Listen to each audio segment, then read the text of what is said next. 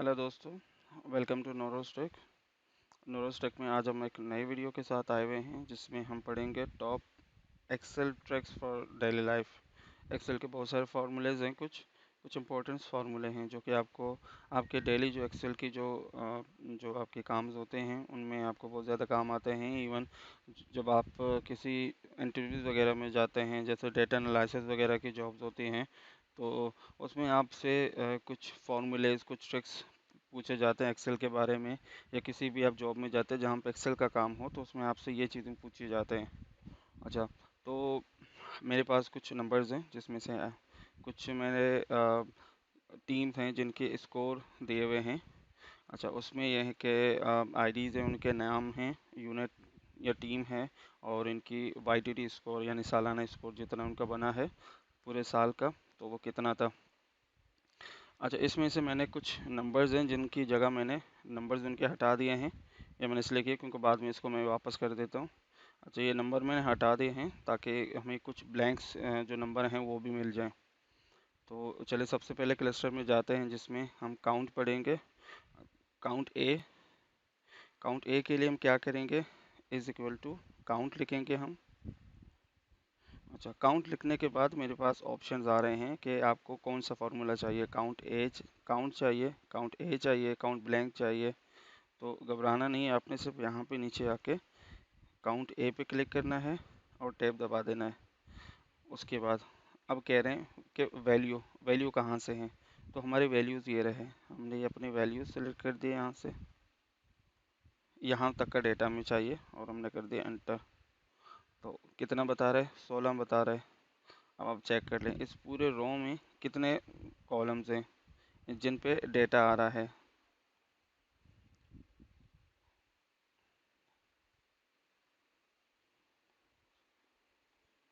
ये देखिए, अब देखिए मेरे पास जितने भी इस कॉलम के अंदर जितने भी रोज थे वो टोटल ज़्यादा हैं, 18 हैं। ये देखिए,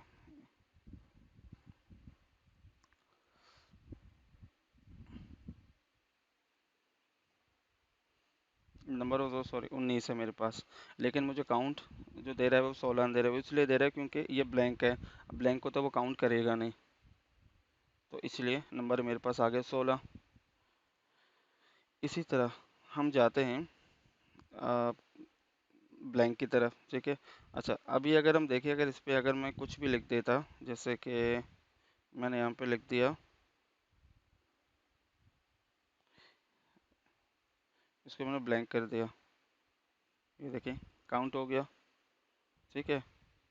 अब अब मैं जाऊँगा, ये देखिए 17 शो कर रहा है क्योंकि मेरे पास वो सारे कॉलम जिसमें कुछ ना कुछ डेटा है तो वो उन सबको दिखा देता है। लेकिन जो ब्लैंक है, ब्लैंक को काउंट नहीं करता। इसी तरह अगर मुझे चेक करना है कि मेरे जितने भी इस रो के अंदर जितने भी कॉलम्स हैं उसके अंदर आ, जो ब्लैंक जो डेटा है वो कितना है, तो उसके लिए मैं जाऊंगा फॉर्मूले में, एज इक्वल टू से स्टार्ट होता है, एज इक्वल टू काउंट लिखूंगा मैं। ऑप्शन आ जाते हैं, काउंट ब्लैंक पे आ जाता हूँ और या तो इसको क्लिक कर दूंगा या टैब दबा दूंगा। मैंने टैब दबा दिया। टैब दबाने के बाद मैं आऊँगा अपने जो डेटा मुझे रेंज सेलेक्ट करना है, ये रेंज मैंने सेलेक्ट कर दिया और मैंने कर दिया एंटर। अब ये मुझे दे रहा है कि मेरे पास जो काउंट ब्लैंक जो डेटा है वो है 2, यानी कि मेरे पूरे इस पूरे डेटा के अंदर जितने भी ब्लैंक डेटा हैं वो सिर्फ 2 ही हैं। अगर मैंने इसको यहाँ से रिमूव कर दिया तो ये देखिए 3 हो गए। वापस लगा देता हूँ, ठीक है। अब अब आता है काउंट। अच्छा, काउंट जो हम करते हैं वो काउंट इसलिए करते हैं कि हमारा जितना भी डेटा है उसके अंदर नंबर्स कितने हैं, जिसमें नंबर्स आ रहे होते हैं वो कितने हैं। तो हमने यहाँ से किया इज इक्वल टू काउंट, बस काउंट आ गया, मैंने टैब दबा दिया। अब उसके बाद मैं अपनी रो सेलेक्ट कर देता हूँ, ये पूरा डेटा सेलेक्ट कर देता हूँ, रेंज सेलेक्ट कर दिया मैंने और एंटर कर दिया, ठीक है। अब ये मुझे कह रहा है 16 ऐसे कॉलम्स हैं जिसके अंदर नंबर्स मौजूद हैं। यानी कि देखें, अगर मैं यहाँ पे काउंट ए पे जाता हूँ तो वो पूरा सेलेक्ट रो के अंदर जितने भी रो के अंदर कोई ना कोई डेटा मौजूद है, कोई भी ऐसे डेटा मौजूद है, चाहे वो कोई नाम हो या कोई डॉट हो, कुछ भी हो, उस सबको काउंट कर लेता है ब्लैंक के अलावा। ब्लैंक के अंदर सिर्फ ब्लैंक डेटा शो करेगा जो कि ये दोनों हैं, ठीक है। लेकिन काउंट के अंदर वो सिर्फ और सिर्फ नंबर को काउंट करता है, क्योंकि हमारे पास जो कॉलम्स हैं वो टोटल थे 17 जिनके अंदर वो डेटा मौजूद है, लेकिन नंबर कितने कितने कॉलम्स के अंदर मौजूद है, वो सिर्फ 16, क्योंकि इसको काउंट नहीं कर रहा। अच्छा जी, अब आते हैं हम अपने दूसरे क्लस्टर की तरफ। अब जहाँ पे मैंने नंबर डाले थे मैं उनकी जगह उनको अभी मैं ऐसा ही रहने देता हूँ। अच्छा, अब आते हैं दूसरे क्लस्टर की तरफ। अब दूसरे क्लस्टर के अंदर हमारे पास है सम। सम का फॉर्मूला ये है कि मेरे पास जो डेटा है उस पूरे रेंज में उनका टोटल सम कितना है, यानी कैलकुलेशन करते हैं। तो उसके लिए हम आते हैं इज इक्वल टू सम लिखेंगे। मैंने सम लिखा, टैब दबा दिया, ठीक है। उसके बाद अब मैं नंबर्स अपने सेलेक्ट करूँगा। नंबर्स कहाँ से कहाँ तक हैं, ये रहे मेरे सारे नंबर्स, और मैंने एंटर कर दिया। ये रहा इसका टोटल सम, के जो टोटल नंबर्स हैं वो हैं 1156। ये ब्लैंक है, इनके अंदर कोई डेटा नहीं है, तो ये तो काउंट होंगे नहीं, ठीक है। तो अगर मैं सम करूँगा इन सबको, देखो अगर मैं इनको करूँगा 0 0 0 और 0, देखिए इसके अंदर कोई फ़र्क नहीं पड़ा, क्योंकि इनको तो वैसे भी काउंट कर ही नहीं रहा वो। लेकिन इनके अंदर देखिए चेंजेस आ गए। अब देखिए मेरा जो काउंट है वो 19 हो गया, टोटल 19 हो गया। और काउंट जो ब्लैंक है, जो जो काउंट है वो जो सिर्फ नंबर्स को शो करता है, तो वो भी 19 हो गया, क्योंकि जो ज़ीरो है वो नंबर को शो करता है। और सम में के अंदर मेरे पास जितना भी डेटा है उनका टोटल सम आ गया, चाहे वो ब्लैंक हो तो उसको तो काउंट ही नहीं करेगा, वो ज़ीरो ही समझा जाएगा। तो 1156 मेरा डेटा आ गया पूरा, ठीक है। इसी तरह हम आते हैं मैक्सिमम की तरफ। अब मैक्सिमम यह है कि मेरे जो जितने भी ये डेटा है इसके अंदर जो मैक्सिमम डेटा है वो कितना है। तो उसके लिए मैक्स का फॉर्मूला होता है इज इक्वल टू, हम लिखेंगे मैक्स। मैक्स लिखा, मैक्स आ गया, टैब, हमने टैब कर दिया, और उसके बाद अपना जो डेटा है वो सेलेक्ट कर दिया और एंटर कर दिया। इस पूरे रेंज के अंदर मेरा सबसे जो मैक्सिमम नंबर है वो है 94। आप देखिए 94 कहाँ पे आ गया, ये रहा यहाँ पे आ गया। जुनेरा ने नंबर लिए हैं 94% इनकी स्कोर बनी है वाईटीडी, 94 आ गया मैक्सिमम।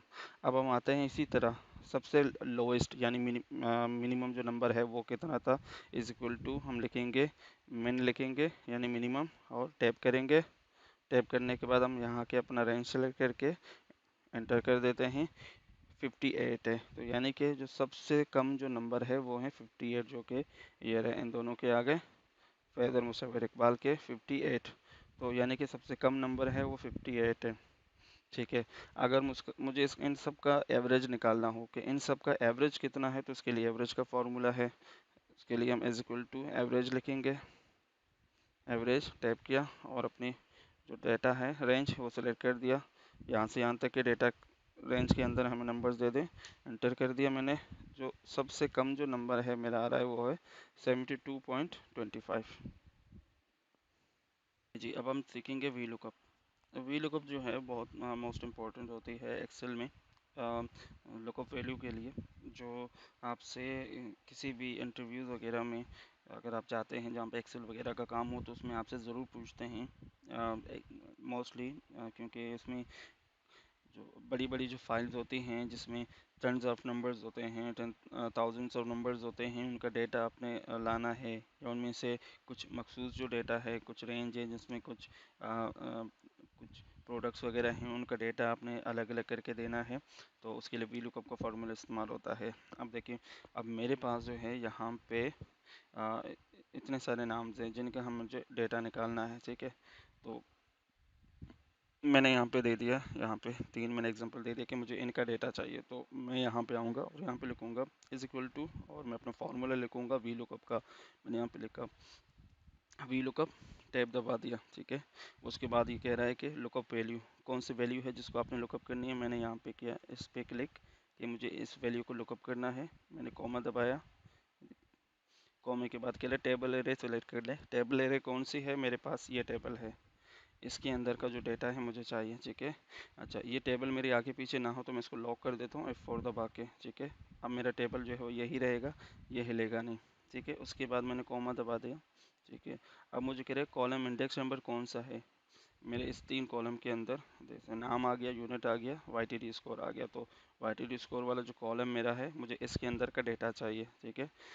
मैंने यहाँ पे कर दिया, ये देखें, ये फर्स्ट पे, सेकंड पे, थर्ड पे, तो तीसरे नंबर के कॉलम के अंदर जो डेटा है मुझे वो चाहिए, तो मैंने यहाँ पे प्रेस कर दिया 3, नंबर 3 चाहिए मुझे, कॉमा दे दिया, ठीक है। कॉमे के बाद ये मुझे कह रहे अप्रॉक्स मैच चाहिए या एग्जैक्ट मैच, यानी कि थोड़ा मिलता जुलता हो या एग्जैक्ट वही डेटा चाहिए। तो मुझे एग्जैक्ट वही डेटा चाहिए, क्योंकि मेरे पास जो इस कॉलम के अंदर जो नाम है वो देखें, जुनेरा वज़ीर भी आ रहे हैं मेरे पास और जुनेरा खान भी आ रहे हैं। तो मुझे यहाँ पे जो मैंने जो कॉलम में सेलेक्ट किया था जुनेरा वज़ीर, तो मुझे जुनेरा वज़ीर का ही डेटा चाहिए, ना कि जुनेरा खान का चाहिए। तो मैंने यहाँ पे किया फॉल्स, यानी एग्जैक्ट मैच चाहिए मुझे, और मैंने अपना कॉलम बंद कर दिया और इंटर कर दिया। अब ये देखिए, अब इसने मुझे जो डेटा दिया हुआ है जुनैरा वज़ीर का, क्योंकि मेरे पास जुनैरा खान भी है तो जुनैरा खान का डेटा नहीं दिया, मुझे जुनैरा वज़ीर का डेटा दे दिया। अच्छा, इस फार्मूले के अंदर यहाँ पे जो मैंने फॉल्स जो किया हुआ है, ठीक है, फॉल्स को यहाँ पे कुछ भी नहीं लिया हुआ है, लेकिन अगर मैं फॉल्स की जगह ज़ीरो भी कर दूंगा तो तब भी मेरा जो फार्मूला है वो सेम ही रहेगा। ये देखिए, मैंने कॉलम 3 यहाँ पे सिलेक्ट किया हुआ था कि मुझे तीसरे कॉलम का डेटा चाहिए, ठीक है, और जो वैल्यू है वो एग्जैक्ट हो या उससे मिलता जुलता हो, लेकिन मुझे एग्जैक्ट वैल्यू चाहिए, तो मैं यहाँ पे मैंने 0 कर दिया, ठीक है। तो 0 पे जो है इसने मुझे डेटा दिखा दिया, दे दिया। अच्छा जी, अब इसी तरह मैंने इस पूरे को फॉर्मूले को अप्लाई कर दिया इन सब के ऊपर, ठीक है, ये सब आ गए। अच्छा जी, अभी अगर मैं यहाँ पे मैंने यहाँ पे कर दिया, मुझे जो हमारा जो नेक्स्ट फार्मूला है वो कॉन्केटिनेट का, कॉन्केटिनेट में यह है कि दो डेटा को एक साथ मिला देना है। तो उसके लिए इज इक्वल टू, मैंने ये डेटा लिया कि इसको मिलाएं इसके साथ, तो उसके लिए एंड लगा दिया आपने, और दूसरा आपने कॉलम सेलेक्ट किया जिसका डेटा मिलाना है, इसको सेलेक्ट करके इंटर कर दिया। ये देखिए, जुनैर वज़ीर के साथ उसके स्कोर आ गया, ठीक है। लेकिन मैं कहता हूँ कि ये बहुत जो है आपस में मिले हुए, इनको थोड़ा सा एक स्पेस देना चाहिए, तो मैंने इसको हटा के दोबारा कर दिया। मुझे क्या डेटा चाहिए, इज़ इक्वल टू ये डेटा, ठीक है, एंड बीच में एक जो है मैं स्पेस दूंगा, एंड, और यहाँ पे डबल कोट के अंदर एक स्पेस दूंगा, स्पेस डबल कोट, ठीक है, ये डबल कोट के अंदर स्पेस आ रहा है, एंड ये डेटा, और एंटर कर दिया। ये देखिए स्पेस आ गया, ठीक है। इसी को मैंने सब पे अप्लाई कर दिया, ये आ गया, ठीक है। ये आ गया हमारे पास वी लुकअप का और कॉन्कैटिनेट का, ठीक है। जो हमारा जो वैल्यू है वो मैंने सारे यहाँ से निकाल लिए हैं और उनको एक साथ भी कर लिए, तो ये आ गया हमारे पास, ठीक है, ठीक है। अब हमारे पास जो नेक्स्ट फार्मूला है वो है काउंट एफ का, ठीक है। काउंट एफ का जो फार्मूला हमारा है उसके लिए सबसे पहले मैं चाहता हूँ कि मेरे पास देखें जो यूनिट है उसमें से 3 जो है वो टीम है, एक तो है अफशा का, एक नौरोज का और एक मुजाहिद का। तो मैंने लिया एक यहाँ से, क्या करके लेता हूँ, ये मैंने ले लिया, फिर उसके बाद मैंने लिया दूसरा टीम, और फिर मैंने लिया जो तीसरी टीम है वो। अच्छा, अब मैं अपना फार्मूला इसमें करूँगा कि मेरे पास जो टीम नौरोज़ है उसके अंदर कितने लोग मौजूद हैं, यानी उसकी टीम की जो स्ट्रेंथ काउंट है वो कितनी है। तो उसके लिए मैंने काउंट एफ का फार्मूला अप्लाई करेंगे, is equal to count F, ठीक है। मैंने टैब का बटन दबा दिया। अब मुझे कह रहे हैं रेंज कौन सी है जिसमें से आपने अपना जो डेटा है वो निकालना है, तो रेंज मेरी ये है, ये आ गया, ठीक है। मैंने F4 दबा के इसको लॉक कर दिया ताकि ये जो शीट कॉलम है वो आगे पीछे ना हो, F4 दबा के लॉक कर दिया, ठीक है। अब मैंने किया, कॉमा दबा दिया। अब वो कह रहे क्राइटेरिया क्या है, क्राइटेरिया मेरी जो है वो है ये,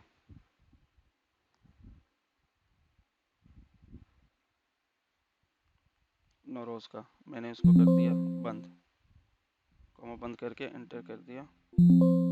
सेकेंड सिलेक्ट नहीं हो रहा, मैं इसको ज़रा थोड़ा सा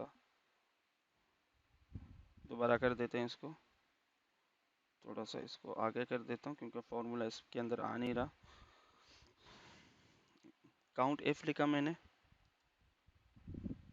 काउंट एफ, टैब दबा दिया। अब वो कह रहा है रेंज सेलेक्ट कर ले अपनी, मैंने यहाँ से अपनी जो रेंज है वो सिलेक्ट कर दिया और F4 दबा के इसको लॉक कर दिया। रेंज सेलेक्ट करने के बाद कॉमा दे दिया। अब मुझे कह रहा है क्राइटेरिया क्या है, क्राइटेरिया है मुझे ये क्राइटेरिया चाहिए नोरोज़ पे कि नोरोज़ के अंदर नोरोज़ की टीम में कितने लोग हैं। इसको मैंने सेलेक्ट करके इसको बंद कर दिया और इंटर कर दिया। अब देखिए जो टीम नोरोज़ है उसके अंदर टोटल 6 लोग हैं, जैसे कि 1, ये 2, ये 3, ये 4, ये 5 और आखिर में ये 6 लोग हो गए। इसी तरह के मुजाहिद के अंदर कितने, मुजाहिद की टीम में कितने लोग हैं और अफशान की टीम में कितने लोग हैं, ये देखें सारे आ गए। अब मुझे इनका सबका टोटल चाहिए, ठीक है। जो नोरोज़ की टीम है इनका टोटल स्कोर कितना है, मुजाहिद की टीम का टोटल स्कोर कितना है और अफशान की टीम का टोटल स्कोर कितना है। तो उसके लिए फॉर्मूला हमारा है सम एफ का, तो मैंने कहा इज इक्वल टू, दोबारा कर देता हूँ, is equal to sum F, ठीक है। फॉर्मूला आ गया, टैब मैंने दबा दिया। अब मुझे कह रहा है कि रेंज सबसे पहले सेलेक्ट कर अपनी, तो रेंज ये आ गई मेरी रेंज, ठीक है। रेंज सेलेक्ट करके मैंने F4 दबा के इसको लॉक कर दिया, कॉमा दबाया। अब मुझे कह रहा है क्राइटेरिया कौन सी है, मैंने कहा जो टीम नोरोज़ के अंदर है उनका डेटा चाहिए मुझे, कॉमा दे दिया मैंने, ठीक है। अब ये मुझे कह रहा है कि जो रेंज है सम की वो आप सेलेक्ट करनी कि मुझे वैल्यू कहाँ की चाहिए। अब मुझे वैल्यू चाहिए यहाँ की, तो मैं इस रो को सिलेक्ट कर दूंगा। अच्छा, इसमें एक चीज़ का ख्याल रखें कि आपने जो सिलेक्शन करनी है बिल्कुल सेम रो की करनी है, ना कि आप यहाँ से करेंगे तो ये डेटा है वो गलत शो करेगा। तो मैंने यहाँ से सिलेक्ट कर दिया और F4 दबा के इसको लॉक कर दिया और कॉलम को बंद कर दिया और एंटर कर दिया, ये आ गया। टीम नोरोज़ ने टोटल स्कोर क्या है 435। इसी तरह अगर मैं आता हूँ यहाँ पे नीचे तो ये देखें ये आगे सारे इस तरह करके। लेकिन अभी अगर मुझे इनका एवरेज चेक करना है कि इनका जो एवरेज स्कोर है वो कितना है, तो सम की जगह मैंने यहाँ पे सिर्फ एवरेज कर दिया,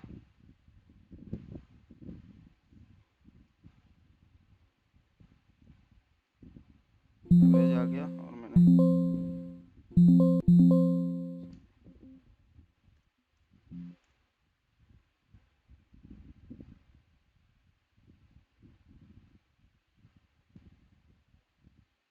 तो कर दिया, ये देखिए एवरेज आ गया। यहाँ पे देखिए सम एफ था तो सम एफ को हटा के मैंने एवरेज एफ कर दिया। अगर यही फॉर्मूला मैं आप लोगों को दोबारा करके दिखाऊँ ऐसे ही, तो सम के साथ मैंने किया था, अब एवरेज के साथ दिखाता हूँ, is equal to average F. Average F पे आके मैंने टैब दबा दिया, ठीक है। अब ये कह रहा है कि रेंज अपनी सेलेक्ट करें, तो रेंज मेरी ये है कि मुझे इस रेंज के अंदर का डेटा चाहिए। F4 दबा के लॉक कर दिया फॉर्मूला डेटा को, कॉमा दबा के। क्राइटेरिया पूछ रहा है कि कौन सा किस क्राइटेरिया में, यानी कि क्राइटेरिया मेरा है ये, मैंने ये सेलेक्ट कर दिया, ठीक है। उसके अंदर एवरेज की रेंज आप सेलेक्ट करें, कहाँ के एवरेज चाहिए मुझे, मुझे इस एवरेज का बिल्कुल यही सेम डेटा मुझे हर मुझे इस कॉलम के बिल्कुल बराबर वाले कॉलम को ही मैंने सेलेक्ट करना है और F4 दबा के इसको लॉक कर दिया और मैंने इस कॉलम को बंद कर दिया और इंटर कर दिया, ये आ गया 72.5, ठीक है। फॉर्मूले को मैंने सेम करना है, तो फॉर्मेटिंग सेव करने के लिए कंट्रोल शिफ्ट और 1, ठीक है, ये आ गया जी। नोरोज़ की टीम ने स्कोर किया है 72.50, मुजाहिद की टीम ने 75.65 और अफशान की टीम ने 71.50, ठीक है, ये आ गया। अच्छा, अब जो हमारा जो नेक्स्ट फार्मूला है वो ड्रॉप डाउन का। ड्रॉप डाउन के लिए हमने क्या करना है, हमने यहाँ पे आना है अपने,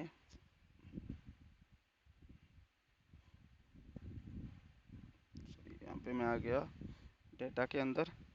डेटा के अंदर अब मुझे कह रहा है कि डेटा वैल्यू, मैं आ गया यहाँ पे डेटा वैल्यू के अंदर, ठीक है। डेटा वैल्यू के अंदर मुझे चाहिए वैल्यू कौन से चाहिए, मुझे चाहिए लिस्ट चाहिए, ठीक है। तो मैंने लिस्ट सेलेक्ट कर दिया। अब मुझे कह रहा है इसका जो सोर्स है वो कहाँ है, मैंने सोर्स ये दे दिया कि ये इसका सोर्स है यहाँ तक, और इसको मैंने कर दिया ओके। ये देखिए आ गया सारा, ठीक है। लेकिन मुझे ये वाला सोर्स नहीं चाहिए, मैं कहता हूँ कि मुझे नाम चाहिए इनके। तो मैं दोबारा आता हूँ डेटा के अंदर, यहाँ पे आता हूँ डेटा वैल्यू में मैंने यहाँ पे किया लिस्ट, और लिस्ट के बाद सोर्स मुझे कहाँ का चाहिए, मुझे सोर्स ये वाला चाहिए, सॉरी यहाँ पे क्लिक किया और यहाँ मैंने ये सोर्स लगा के ओके कर दिया। ये देखिए आ गए सारे, ठीक है। अब अब इसमें इसका इसका जो फ़ायदा है वो एक तरह से वो इस तरह है कि मैंने देखिए ये फार्मूला उठा के यहाँ पे लगा दिया, तो मैंने यहाँ से कॉपी किया और यहाँ लगा दिया, ठीक है। अब ये आ गया, अब देखिए महेंद्र बाबू, ये आ गया महेंद्र बाबू का डेटा आ गया। इसी तरह अगर मुझे सेलेक्ट करना है फैज़ अहमद का स्कोर कितना, फैज़ अहमद सेलेक्ट कर दिया, फैज़ अहमद का डेटा आ गया। उसके सामने देखिए फैज़ का सारा डेटा वो सब चेंज हो गया। इसी तरह अलीज़ा जाफ़री का मैंने सेलेक्ट कर दिया, ये आ गया। तो ये इसी तरह से जो डेटा है वो आप इसी तरह से ड्रॉप डाउन के ज़रिए इसको बिल्कुल ही इस तरह बना सकते हैं, ताकि हर किसी का जो डेटा है आपको जब भी चाहिए आप सिर्फ ड्रॉप डाउन के ज़रिए उसका डेटा सेलेक्ट करेंगे, खुद ब खुद डेटा वैल्यू जो है वो निकाल के आपके पास सामने जो डेटा है वो दे देगा, ठीक है। फॉर्मेटिंग, अच्छा कंडीशन क्या है कि मैं कंडीशन फॉर्मेटिंग में मैं यहाँ पे आता हूँ, तो मैं कहता हूँ कि जिन जिन लोगों ने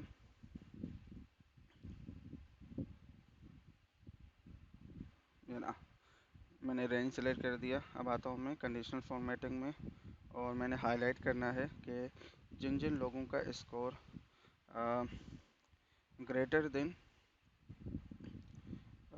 जैसे कि जो पासिंग मार्क है वो 75 है, तो 75, ठीक है, ग्रेटर देन 75 है, या मैं करता हूँ 74 से ग्रेटर देन है, तो 74 कर दिया। तो उनको आप कर दीजिए, मैं ग्रीन कर देता हूँ कि उनको ग्रीन कर दें, ओके कर दिया। ये देखें जो लोग जिनके स्कोर हैं वो 75 या उससे अबव हैं, तो उनको आप जो हैं वो ग्रीन कर दें। तो 74 वाले देखें ग्रीन में नहीं आ रहे हैं, और 74 के बाद से जो डेटा है वो ग्रीन के अंदर आ रहा है। तो डेटा वापस लगा देता हूँ,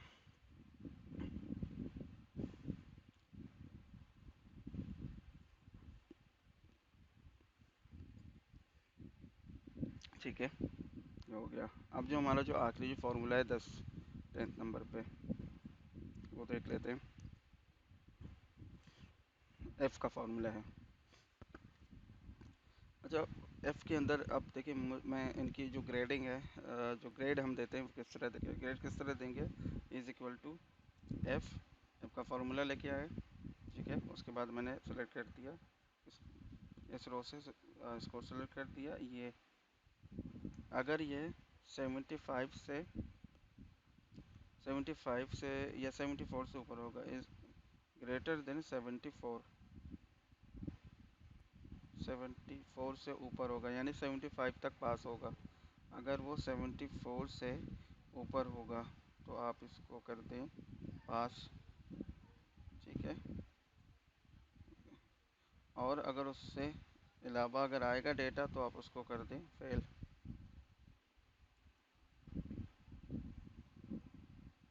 मैंने इसको बंद करके एंटर कर दिया।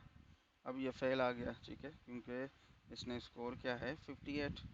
तो मैं यही फॉर्मूला सब पे अप्लाई करूँगा। अब ये देखिए जितने भी ग्रीन वाले आ गए मेरे पास सारे पास आ गए, और जितने ग्रीन के अलावा हैं वो सारे फेल हो गए, ठीक है। तो आज की वीडियो में बस इतना ही था। तो अगर आपको ये वीडियो पसंद आया तो प्लीज़ वीडियो को लाइक कीजिएगा, शेयर कीजिएगा, और चैनल को ज़रूर सब्सक्राइब कीजिएगा। अब तक के लिए इतना ही है, मिलते हैं नए वीडियो के साथ, तब तक के लिए अल्लाह हाफ़िज़।